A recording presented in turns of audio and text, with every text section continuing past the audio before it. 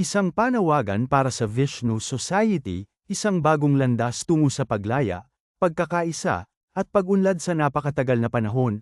Ang relihiyon, gaano man kabuti ang layunin, ay pinanatili ang pag-iisip ng tao na nakakulong sa dogma, dibisyon, at pagsunod sa mga panlabas na kapangyarihan.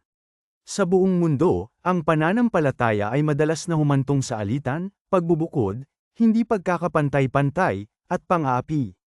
Ang isang tao ay itinaas sa iba, ang isang sistema ng paniniwala ay ipinahayag na sagrado sa kapinsalaan ng iba. Sa ngalan ng relihiyon, ipinaglaban ang mga digmaan, pinigilan ang siyensya, at pinatahimik ang malayang pag-iisip. Dumating na ang oras upang putulin ang mga kadena na ito at gumawa ng puwang para sa isang bagong agos, isa na hindi naghahati, ngunit nagkakaisa. Hindi isang relihiyon, ngunit isang landas sa parehong personal at panlipunang pagpapalaya. Ang landas na iyon ay ang Vishnu Society. Ang Vishnu Society ay hindi isang relihiyon. Hindi nito itinataguyod ng paniniwala sa langit o impyerno, ni hinihiling ang pagsamba sa isang makapangyarihang Diyos na humahatol sa atin.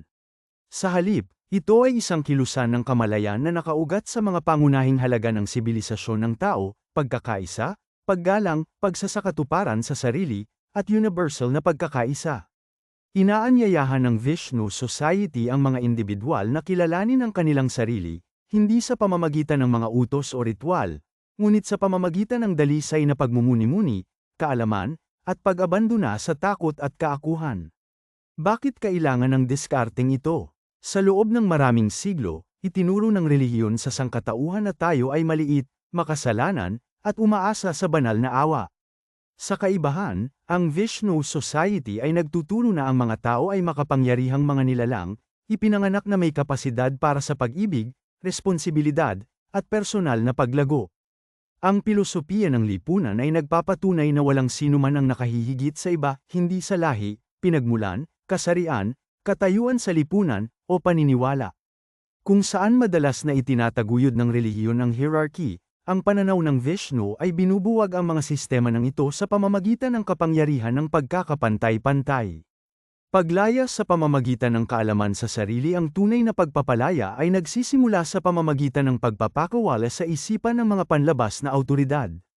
Itinuturo ng Vishnu Society na tayo lamang ang may pananagutan sa ating mga pagpili, sa ating kapakanan, at sa ating mga aksyon sa iba.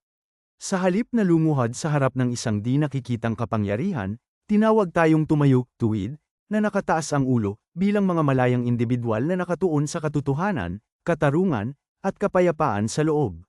Pagkakaisa bilang pundasyon. Ang sangkatauhan ay hindi isang koleksyon ng mga nakahiwalay na tribo, relihiyon, o bansang estado. Ito ay isang species, ipinanganak mula sa parehong pinagmulan at nagbabahagi ng parehong earth.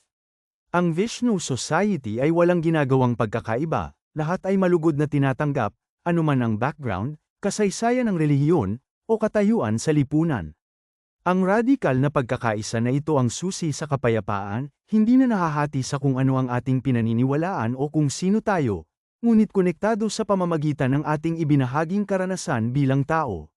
Umunlad ng walang pang-aapi. Ang kasaysayan ay nagpapakita kung paano ang mga relihiyosong ideolohiya ay humadlang sa siyentipiko, panlipunan, at moral na pagsulong, pagbabawal sa kaalaman, pagsugpo sa kababaihan, at pagdemonyo sa mga taong naiiba ang iniisip.